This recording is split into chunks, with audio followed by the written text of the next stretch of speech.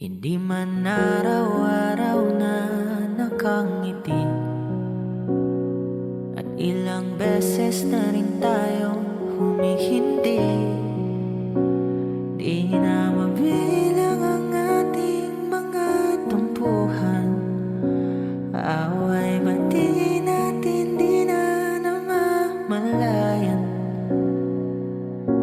Heto tayo, ngunit sa